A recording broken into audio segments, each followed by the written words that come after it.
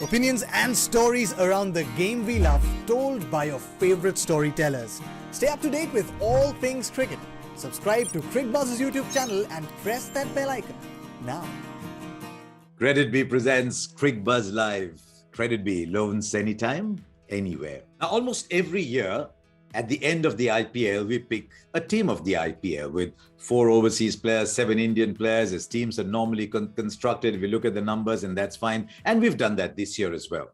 But as I was looking at the players, I thought, wow, there's been such an explosion of outstanding Indian talent. I said, why not we pick a team of the IPL once again, but only with Indian players? So please do not confuse this with an Indian team that's playing bilateral T20s or the Asia Cup or the T20 World Cup. No, this is a team of the IPL, but comprised only of Indian players, no overseas players within it. And I'll make one other clarification. Most times when we do these end-of-year reviews, we insist on playing players in the position in which they played through the IPL. Otherwise, it becomes a cop-out. You just want to pack 7 batsmen in, you pick the best 7, they're all playing out of position. It makes no sense. But you will allow me only one concession here, and I'll explain why for a specific reason. So here is the team of the IPL of Indian players. My 2 openers. Number 1, KL Rahul. No question at all. He scored loads of runs. He's striking at 135. He can be a 2-speed batsman. He can give a lot of solidity to the innings. And so KL Rahul is my number 1 batsman. Now you look at the list of top run getters, and there's no doubt that Shikhar Dhawan has to be your second opening batsman. Shikhar Dhawan gave you 460 runs, but at a strike rate of 122. And I'm thinking, can I have KL Rahul strike 135, Shikhar Dhawan striking 122 as the openers in the modern T20 game? You can't have 2 of those. So, in spite of being a great admirer of Shikhar Dhawan and his longevity and his spirit, I can't have both in the side. That is the concession I'm making, which is I'm looking at Rahul Tripathi to open the batting, which he's done before, and he bats at number 3. My option was to play Abhishek Sharma, but there are so many other options that I thought that, okay, maybe you'll allow me this one little liberty. So I'm opening with Rahul Tripathi. He likes to open the batting as well. He's done it in the past, and he strikes straight away. Rahul Tripathi made 413 runs, striking at 158. At number 3, I've got Sanju Samson, and I can see a lot of you saying, there he goes, he likes Sanju Samson. When you're picking a team like this, an ensemble team where everybody is in good form and capable of chipping in, then Sanju Samson's 35 of 22, 40 of 24 balls, all these make a lot of sense because he's scoring them at a strike rate of 147. Yes, you want some days that 35 to become 85, 79, 62 some days, yes. And he hasn't done that. And that is a little bit exasperating sometimes when you're looking at Sanju Samson. But in the construct of this team, I think Sanju Samson gets it at number 3. The alternative was Deepak Hooda. And Deepak Hooda had a pretty good season, 406 at 133, played some fantastic innings too. But my number 3 has to keep the show going. So I decided to have Sanju Samson at number 3. And I paired Sanju Samson with Surya Kumar Yadav at 4. And you might say, what?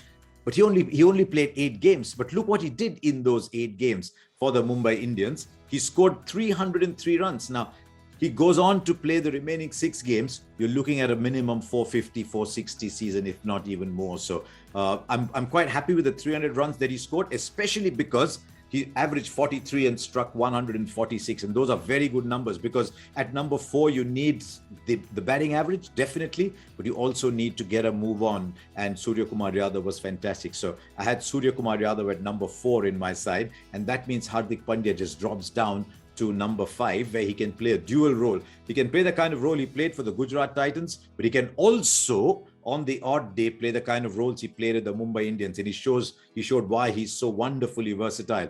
So Hardik Pandya, the breakthrough middle order batsman in this year's IPL, he goes in at number 5. He's made 413 runs at 131. Now, I'm very happy with my top 5, especially Hardik at 5, because this year for the Gujarat Titans, he gave the innings a lot of body, and that allows me Dinesh Karthik at number 6, just the number 1 finisher of the league. Is striking at 109 291. He made 287 runs. Remember, these are all numbers of the league phase because that's where we sort of stop looking at the numbers.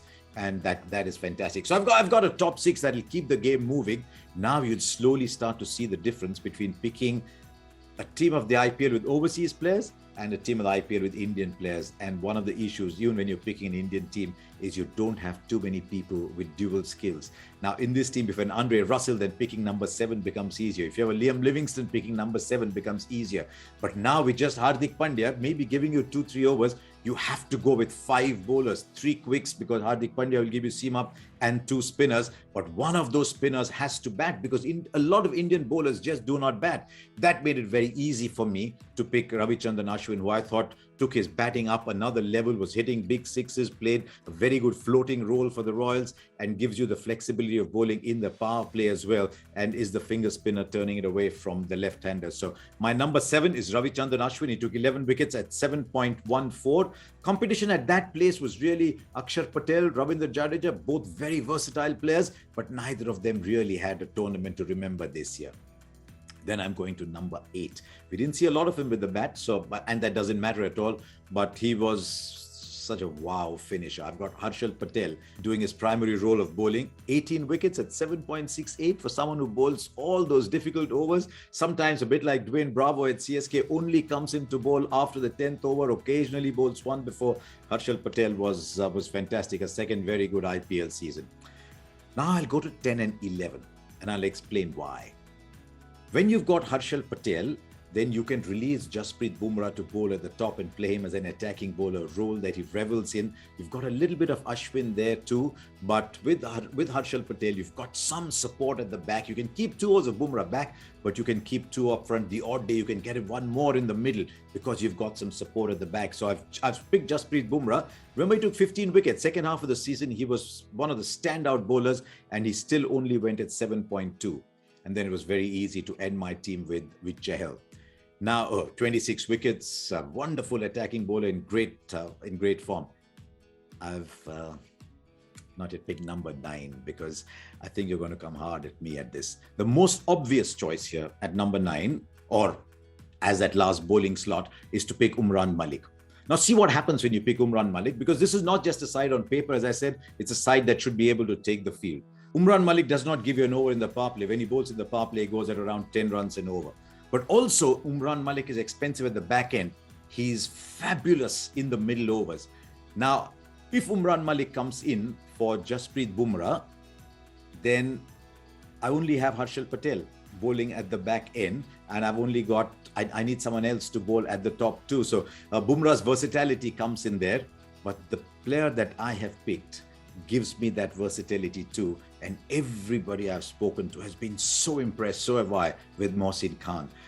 Also, Mohsin Khan gives me the left-handedness. Mohsin Khan gives me 2 overs in the power play, and I can hold him back for the end. He's a little more versatile than Umran Malik, but I just love watching Umran Malik. I mean, one of the joys of this year's tournament has been to watch Umran Malik. So if you, while reacting to this team, want to say swap Mohsin for Umran, I'll still be okay with it. Or Mohsin for Bumrah, not so okay because of the versatility. So there's my team. There were so many others. What about Arshdeep Singh? Once again, just didn't give me wickets. Can I get those 2 overs up front? Fantastic death bowler for the first time in India. If you wanted to construct a team of death bowlers, you could go with Harshal Patel, Arshdeep Singh and Jasprit Bumrah, and you couldn't say that every year. So I thought of that. What about Shami and Umesh? Beautiful in the power play. Again, specialist bowlers in one segment of play. So it's been a longish blog. I'm explaining my selections a little bit because I think there might be differences of opinion. But I'll tell you what, here's an exercise. Sit with all the numbers and imagine you're doing the blog and then react to these teams. And it'll be great fun to have a conversation.